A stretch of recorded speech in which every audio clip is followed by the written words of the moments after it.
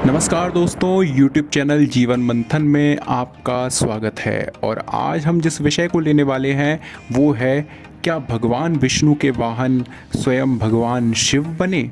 इस बात का रेफरेंस हम आपको देते हैं गरुड़ महापुराण से। तो गरुड़ पुराण के आचार कांड में अध्याय 197 में स्पष्ट तौर पर लिखा है कि भगवान शिव ही गरुड़ के रूप में अवतरित हुए। पूरी बात को जानने से पहले चैनल को सब्सक्राइब कर दीजिए और बेल आइकन को ज़रूर प्रेस कर दीजिए ताकि ऐसी ही जानकारियां आपको मिलती रहें। तो चलिए वीडियो की शुरुआत करते हैं। आचार कांड के 297वें अध्याय में लिखा है, स्थावर और जंगम प्राणियों के विष दोष का विनाश करने के लिए पक्षीराज गरुड़ का ध्यान इस प्रकार करना चाहिए। गरुड़ देव अपने दोनों पैरों, पंखों तथा चोंच द्वारा पकड़े हुए कृष्ण वर्ण वाले नागों से विभूषित हैं, अर्थात काले नागों को वे अपने पंजों द्वारा पकड़े हुए हैं। ग्रह, भूत, पिशाच, डाकिनी, यक्ष, राक्षस आदि का उपद्रव होने पर विषधर नागों से घिरे हुए भगवान शिव का अपने शरीर में न्यास करना चाहिए। यथाविधि ध्यान पूजन आदि कृत्यों को करके साधक को सभी कर्मों में सिद्धि प्राप्त करने के लिए अभीष्ट रूप धारण करने वाले, मन पर विजय प्राप्त करने में समर्थ, संपूर्ण संसार को अपने रस में आप्लावित करने वाले एवं सृष्टि तथा संहार के कारण अपने प्रकाश पुंज से उद्दीप्त और समस्त ब्रह्मांड में व्याप्त 10 भुजाओं और 4 मुखों वाले, पिंगल वर्ण के नेत्र वाले, हाथ में शूल धारण करने वाले, भयंकर दांत वाले, अत्यंत उग्र त्रिनेत्र तथा चंद्रचूड़ यानी चंद्रमा के रूपी आभूषण से विभूषित और गरुड़ स्वरूप भैरव का चिंतन करना चाहिए। इस पूरे वर्णन से इतना तो स्पष्ट हो गया है कि गरुड़ स्वरूप भैरव, और भैरव कौन है? भगवान शिव। कुछ लोग आवश्यक नहीं कि भैरव को संपूर्ण शिव माने, क्योंकि भैरव को भगवान शिव का अवतार माना जाता है, किंतु इस बात का समाधान करते हुए इसी के आगे लिखा हुआ है, नागों का विनाश करने के लिए उन परम तत्व ने महाभयंकर गरुड़ का रूप धारण किया है। विराट रूप भगवान गरुड़ के दोनों पैर पाताल लोक में स्थित हैं और उनके सभी पंख समस्त दिशाओं में फैले हुए हैं। 7 स्वर्ग उनके वक्षा स्थल पर विद्यमान हैं। ब्रह्मांड उनके कंठ का आश्रय लेकर अवस्थित है। पूर्व से लेकर ईशान पर्यंत 8 दिशाओं को उनका शिरोभाग अर्थात शीश समझना चाहिए। अपनी तीनों शक्तियों से समन्वित अर्थात सतोगुण, रजोगुण, तमोगुण यानी उत्पत्ति शक्ति, पालन शक्ति और संहार शक्ति, इनसे समन्वित सदाशिव इनके शिखा मूल में अर्थात चोटी में स्थित हैं। ये तार्क्ष्य यानी कि गरुड़ साक्षात परात्पर शिव और समस्त भुवनों के नायक हैं। देखिए, यहाँ पर स्पष्ट तौर पर कह दिया गया है कि नागों का विनाश करने के लिए उन परम तत्व ने महाभयंकर गरुड़ रूप धारण किया है, और अंत में कह दिया सदाशिव इनके शिखा मूल में स्थित हैं, और ये तार्क्ष्य गरुड़ साक्षात परात्पर शिव हैं और समस्त भुवनों के नायक हैं।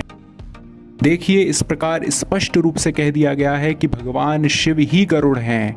आप समझ सकते हैं कि भगवान विष्णु की सेवा के लिए स्वयं शिव जी ने ही गरुड़ रूप धारण किया है।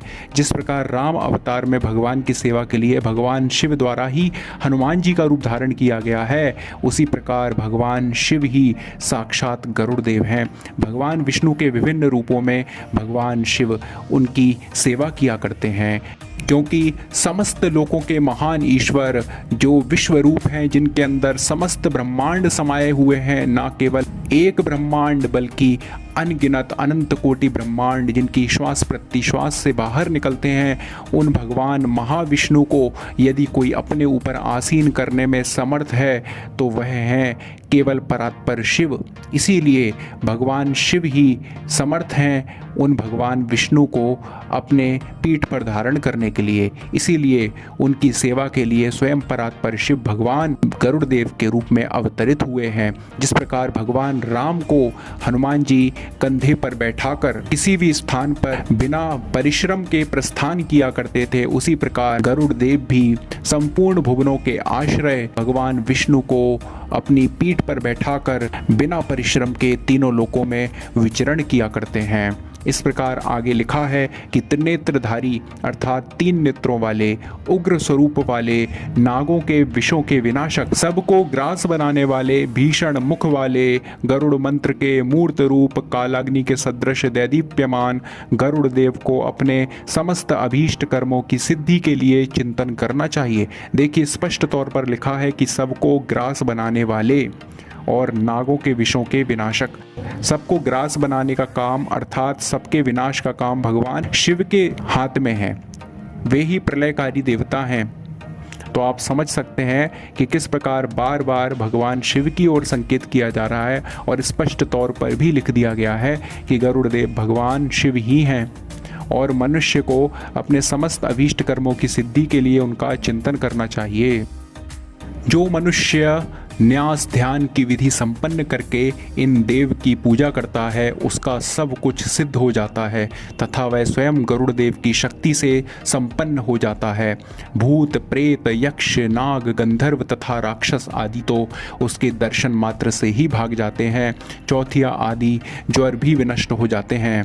भागवत महापुराण में स्पष्ट तौर पर कथा आती है कि अपनी माँ को नागों की दास्ता से मुक्त कराने के लिए एक बार गरुड़ देव देवताओं के लोक में गए अमृत को लेने के लिए, जहां उनका युद्ध समस्त देवताओं से हुआ और उन्होंने अकेले ही समस्त देवताओं और उनकी संपूर्ण सेना को युद्ध में परास्त कर दिया था। इस प्रकार हम जान सकते हैं कि गरुड़ देव इस संपूर्ण ब्रह्मांड में सबसे शक्तिशाली हैं, सबसे वीर योद्धा हैं। उनकी शक्ति का सामना करने और उसको नापने में कोई भी समर्थ नहीं है। इस प्रकार हम समझ सकते हैं कि गरुड़ देव साक्षात परात्पर शिव हैं।